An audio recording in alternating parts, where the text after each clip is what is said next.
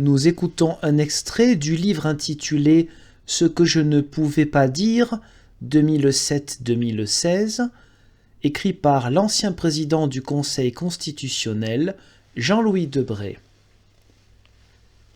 3 octobre 2013.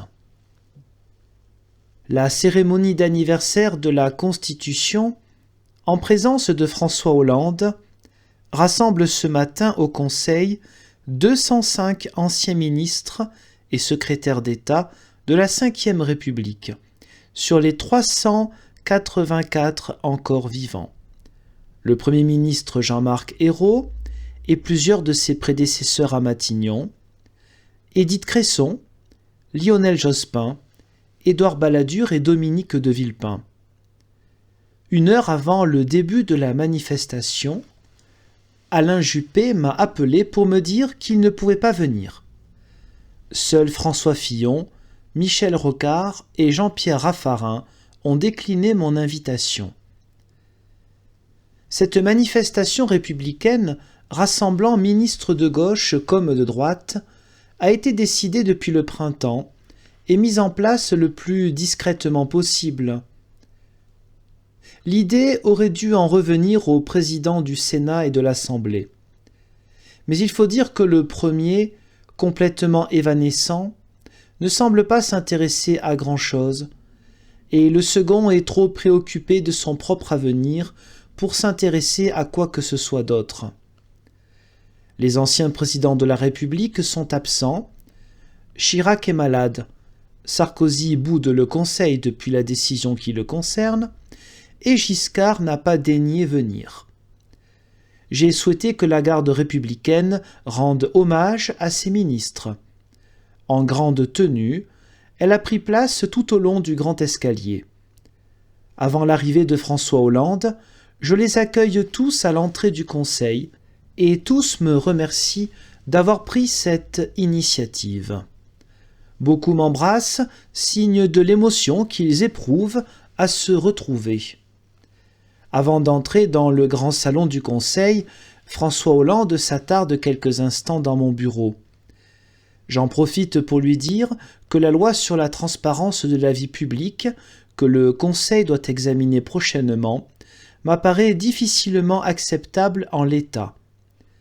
Celle interdisant l'exploitation du gaz de schiste, sur laquelle nous allons également statuer, ne me paraît en revanche poser aucun problème. La vue du théâtre éphémère de la Comédie Française, toujours pas démonté, irrite le chef de l'État. Je me dis qu'il devrait en parler à sa ministre de la Culture. Pour la plupart, les visages qui peuplent le grand salon me sont, sinon familiers, du moins connus. Ces hommes et ces femmes, aux opinions politiques diverses, ont occupé des fonctions ministérielles, parfois modestes et éphémères, d'autres ont été plus longtemps sous la lumière, beaucoup se sont combattus et dénigrés, d'autres se sont succédés à la tête d'un ministère et ont alors éprouvé de la rancœur d'être écartés du pouvoir. Ils sont UMP, socialistes, gaullistes, communistes, peu m'importe, ils sont là. J'aperçois Balladur, toujours drapé dans sa dignité, le visage impassible. Un peu à l'écart, Villepin, discutant avec celui qui fut il n'y a pas si longtemps son collaborateur et qui est déjà un ancien ministre, Bruno Le Maire. Je vois les communistes Jean-Claude Guessot et Jacques Brune, heureux d'être présents. Je me suis toujours bien entendu avec eux. Heureusement que tu m'as invité, j'avais oublié que j'avais été ministre, m'a dit Brune avec son humour habituel. Jean-Pierre Chevènement, qui me succéda au ministère de l'Intérieur et pour qui j'ai de l'amitié, me félicite d'avoir organisé cette réunion. Chaque fois que l'on honore la République, il est satisfait et présent. Roland Dumas et Yves Guéna, qui ont jadis présidé le Conseil, ne semblent pas bouder leur plaisir de revenir ici, mais ils s'abstiennent de converser ensemble. Pascal Clément, Dominique Perben, Henri Nallet saluent Christiane Taubira, qui exerce aujourd'hui la fonction de ministre de la Justice qui a été la leur. Jean-Yves Le Drian croise Michel Alliot-Marie. Je ne sais pas s'ils se sont parlé, peut-être ont-ils échangé leurs impressions sur le ministère de la Défense et les conséquences sur nos armées de la réduction du budget consacré à la défense nationale. Jean-François Copé est là lui aussi, mais sans son rival François Fillon. Valls et Duflot se croisent et s'ignorent manifestement. J'ai du mal à mettre un nom sur le visage de 2 ou 3 ministres qui accompagnent Jean-Marc Ayrault et se collent à lui, de peur probablement qu'on leur demande qui ils sont. C'était prévisible, Rachida Dati et Jack Lang arrivent en retard, avec le président de la République, probablement pour se faire mieux remarquer des photographes. On ne change pas. Je fais une courte intervention rappelant que les augures officiels ne prédisaient pas, en 1958, une longue vie à notre Constitution et affirmaient qu'elle ne survivrait pas à De Gaulle, et que, preuve ayant été faite du contraire, il convient donc de l'aménager. Hollande lit un discours dont il ne sort pas. Debout à côté de lui, je peux suivre son texte. Je l'observe attentivement. Son débit est meilleur que d'habitude. Il vante la solidité et la plasticité de la Constitution. Rappelle qu'il a toujours été défavorable au concept d'une 6e République. Puis il reprend une vieille lubie socialiste, le référendum d'initiative minoritaire ou populaire, je ne sais plus. Cette idée est absurde et dangereuse pour le régime parlementaire et la stabilité de l'État.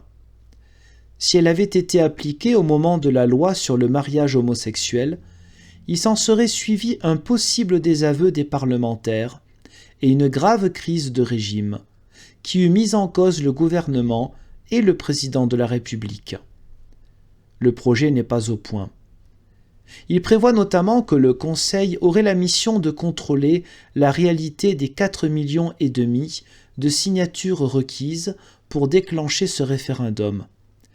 Il serait matériellement impossible pour nous d'accomplir un tel travail sérieusement. En fait, ce projet, outre sa dangerosité politique, est utopique. Sans doute Hollande le sait-il, mais il a besoin de faire une annonce. Il évoque aussi le Conseil économique, social et environnemental. Jean-Paul Delevoye, son président, est là en tant qu'ancien ministre.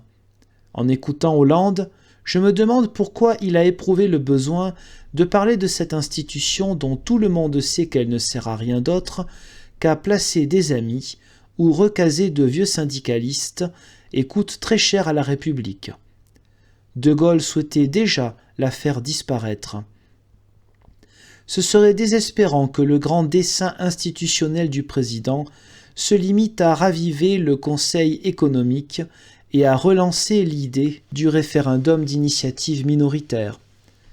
Alors que je lui ai offert une magnifique tribune pour prononcer un grand discours républicain, fixer un sens à la politique, rassembler le pays autour des valeurs de liberté et d'égalité, exprimer une ambition pour la France.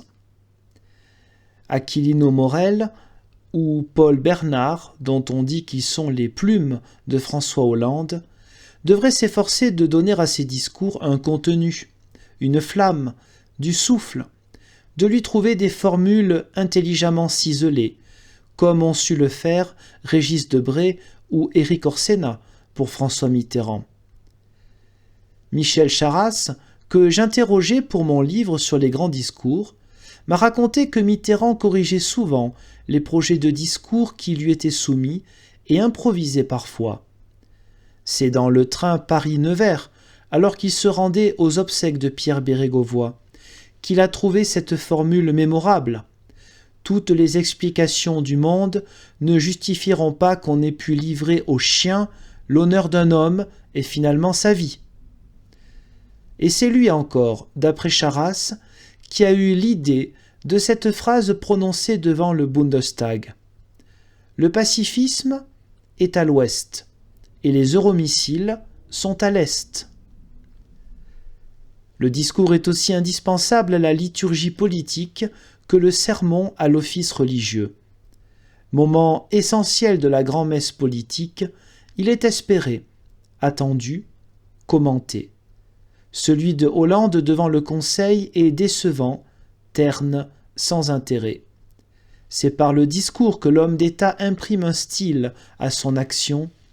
Hollande a parlé devant un auditoire exceptionnel et lui ne l'a pas été. Il a raté un rendez-vous avec la République. Sénèque disait que le discours est le visage de l'âme. Après son intervention, je l'accompagne au milieu des invités. Il est souriant, attentif, et quand il parle à quelqu'un, il le regarde. Finalement, peut-être est-ce là l'un des problèmes de Hollande. Jovial, aimable, chaleureux, il n'impressionne pas outre mesure, n'impose pas sa personnalité.